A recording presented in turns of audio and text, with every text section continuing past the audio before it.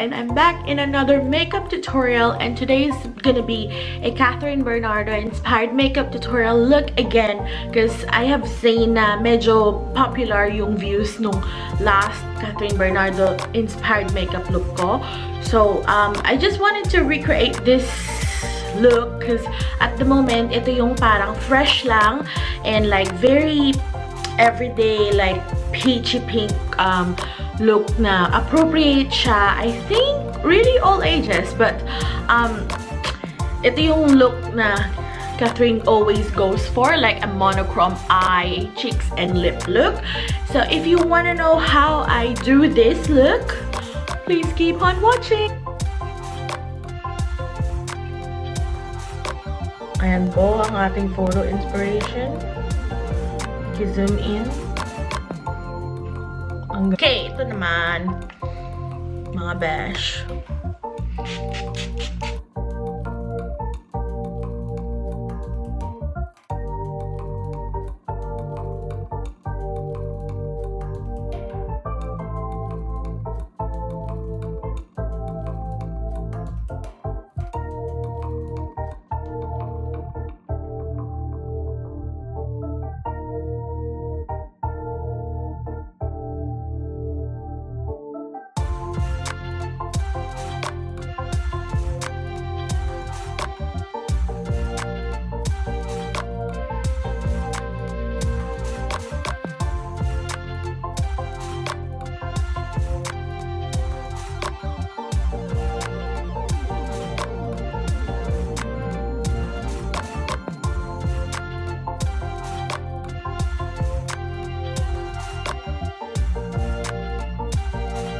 Veil Translucent Setting Powder.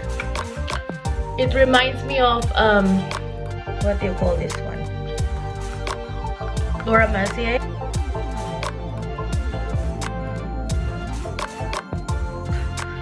It's the MAC Mineralized Skin Finish in the shade Dark.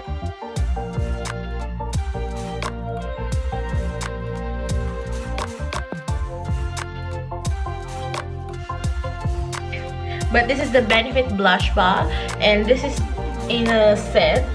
Ayan siya. Ito lang naman yung gagamitin ko dyan, the Hoola.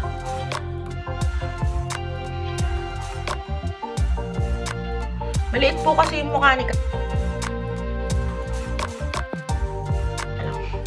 Okay, we're just gonna brush off that powder from our baking. Pink na medyo orange na may shimmer.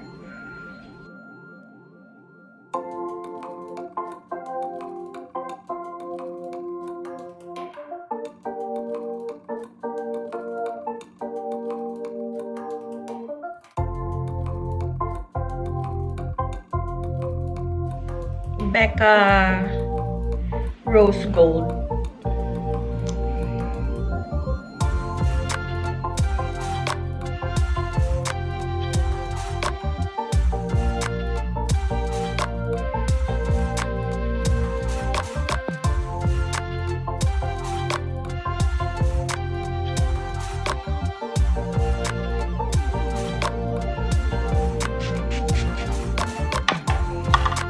Actually, this is the key for that glow. You just spray layer by layer by layer out until the makeup becomes your second skin. Precisely my brow from Benefit number 5.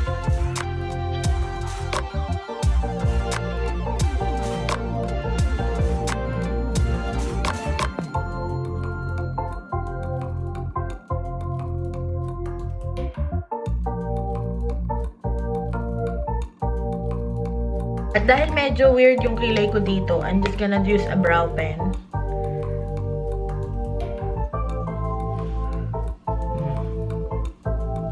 This is from Etude House. It's called Tint My 4-Tip Brow.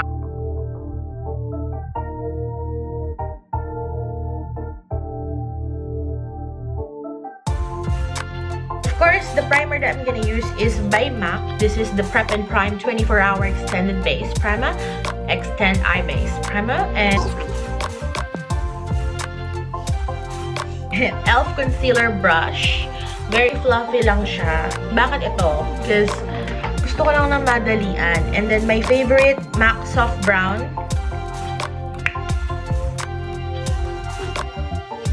Shadow in the shade Brulee. Alam ko tanda-tanda na nito, but oh well.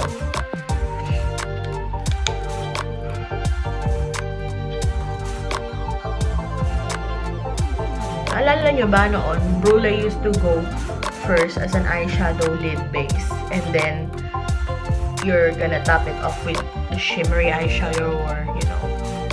I also put the Brulee a bit on my. I'm gonna go back to that fluffy brush, and I'm gonna take this color here, and I'm gonna mix it with this orange. So itong dalawa, mix ko sila. So basically, guys, it's all about layering. Orange eyes, cheeks, and lips. The blending brush. MAC.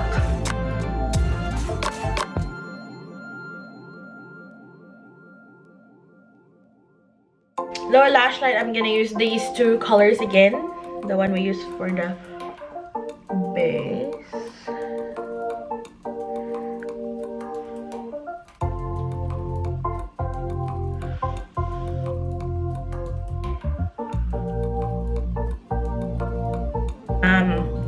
It's a pearly one. This is from MAC as well. This is called Woodwick. If you guys know, back in the day, Woodwick is a very popular eyeshadow.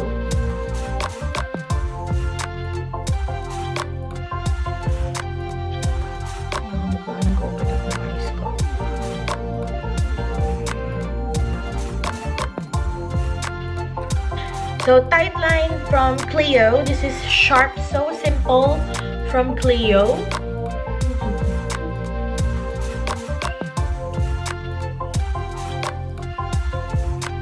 Which is this one, and we're just gonna smudge it.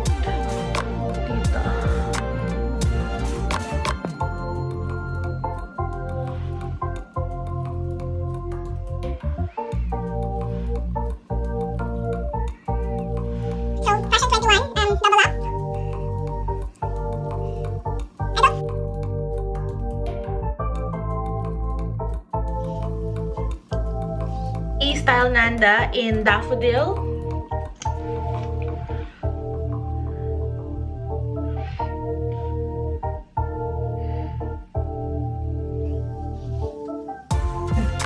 Soft Lip Lacquer 3CE as well in the shade Tawny Red.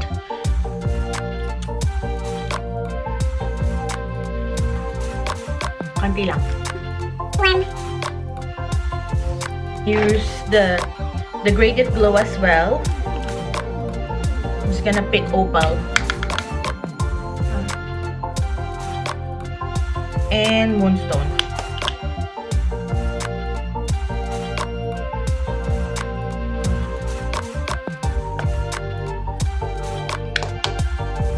This is the Chok Green Tea from Tawny Moly, and this is my favorite watery mist. Or okay lang din yung Evian water spray.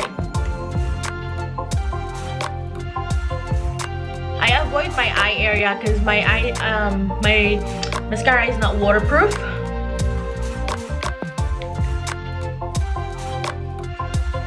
Gusto ko nagbe-blend siya sa akin skin.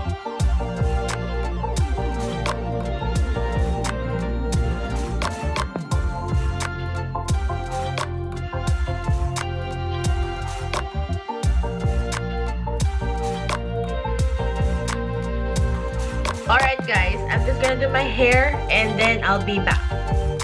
Okay guys, so this is the finished look. I hope you guys enjoyed watching this tutorial. Please don't forget to subscribe and like the video, hit the notification bell to get updated with my future videos. I will see you guys for more. Bye! Sinong nakanood na ng The House of Us? What are your thoughts guys? Leave it down below. Miss ko rin yung jawline ko.